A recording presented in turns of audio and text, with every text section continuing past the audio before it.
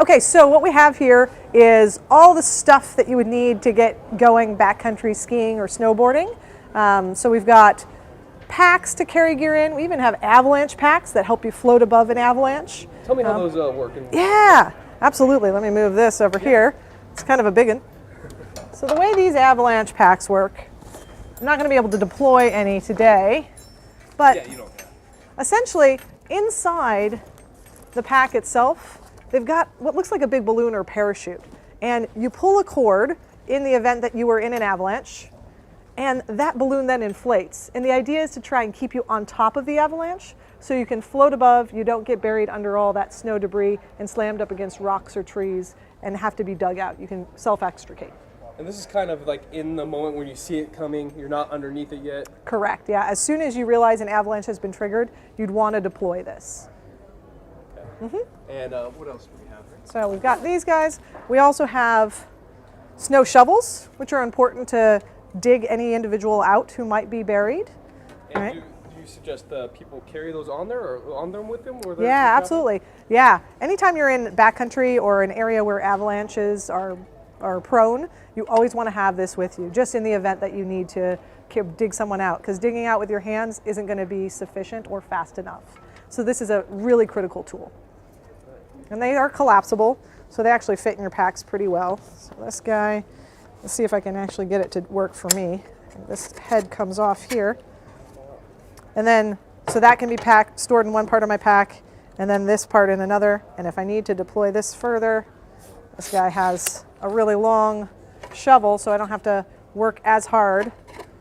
And I can dig out horizontally, or I can dig out more vertically, depending on what I'm finding. If I'm doing my initial dig, I might start more vertically, and then as I start to get close to my patient, I'll dig in horizontally. So this is a great tool for that, and it collapses down nice and small when all is said and done.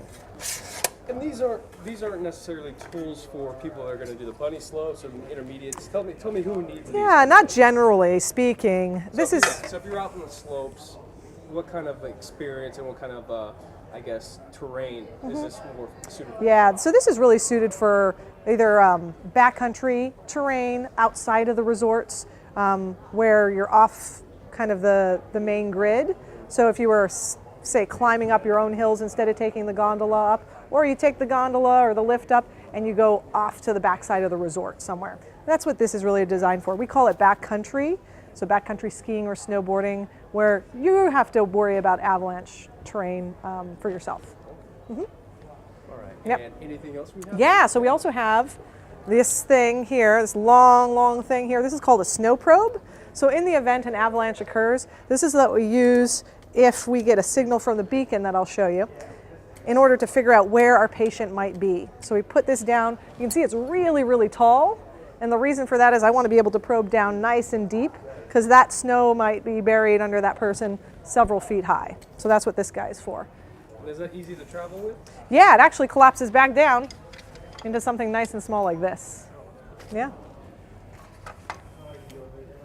And when we do need to collapse it back down, I can just simply release it here, if it's gonna help me or not. There we go. And everything kind of collapses back down, just like a set of tent poles. So it makes it kind of easy for us to deploy. Put that there for now.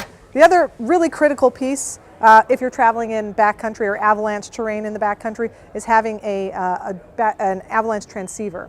Everybody in the party needs to have one of these. One alone won't do any good.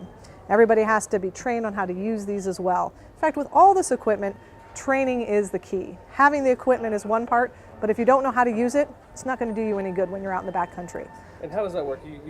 You start it right when you're going, and how do people read that? Yeah, it's a great question. So basically the way this works is everybody in the group turns theirs onto a send signal at the beginning of your trip, right? Even before you start going uphill, everybody does a quick check and everybody has it on their person. Everybody's sending a signal. In the event an avalanche occurs, those people who aren't buried can switch their receivers over to get that signal. So instead of sending, they're now receiving signals, and they use that then to locate where the individuals who might be buried are, and then they use the snow probe to find where that individual might be, and then the shovel to dig them out, and hopefully get them out to more definitive care. So that's more designed for group travel, not necessarily. So it's not like a GPS ping into like first responders. Or Correct. anything Yeah, like there is nothing like that. Okay. That's why when you're traveling in avalanche terrain in the backcountry, you never do it alone. Good to know. Yep, that's the idea. All right. That is basically. So is there anything potentially designed to say you're under the snow already? There's nothing much because it's going to be like cement. When you're It under is. the snow, there's no movement. If you're lucky, you aren't knocked out. But if you are, your body's going to be in a weird position and you can't move because it seems like it's soft and fluffy. Unless you've gotten lucky and you're on top of the snow, maybe just half buried or something to that effect because you deployed your avalanche pack in time. And then you could just simply, if you could get to your pack, pull out your snow shovel or pull yourself out. But if you're already under the snow, you're going to have to hope that your friends find you and have good training in order to get to you quickly before you either suffocate or get really cold.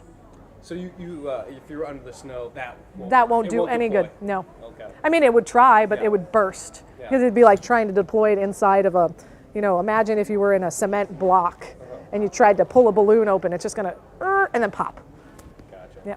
Okay. It wouldn't have enough force. Another question is I guess, tell me, so some people like going up at this weekend, they might feel not necessarily afraid, Sure. but tell me a little bit about the mountains. Are they safe? Are they not? Is a this good question. kind of freak-ish kind of thing? Sure. And will this help in any way? Sure, yeah, that's a good question. So it is really unusual for an avalanche to occur within the bounds of a ski resort. We're seeing it more and more because we've got lots of snowfall happening really rapidly and it's hard to stay on top of that. What I can say is it's always best to check the conditions before you go, whether you're going to a resort or to the backcountry. SierraAvalancheCenter.org is one of the best sites locally. People are out there testing the snow conditions and writing down weather reports and recommendations for what the level of risk is when it comes to avalanches and where the risk is greatest or where it's the least great. Okay. Yeah. And okay, basically, anything else I might have missed here? Let's see. No, I mean, I think the big story is education is key. There's a phrase we have which is know before you go. So before you head out either to the slopes at the resort or you're hitting the backcountry snowshoeing even, you want to know what is going on with the snow levels because avalanches can occur at any time for any reason essentially, which is what happened previously. So making sure you know what those conditions are and having a plan, whether that's getting education on avalanche awareness, getting education on actually being able to understand and read snow conditions, or practicing your skills when it comes to probing for snow and digging people out. All of it is going to make you feel more confident, and in the event something happens, you're going to be able to act.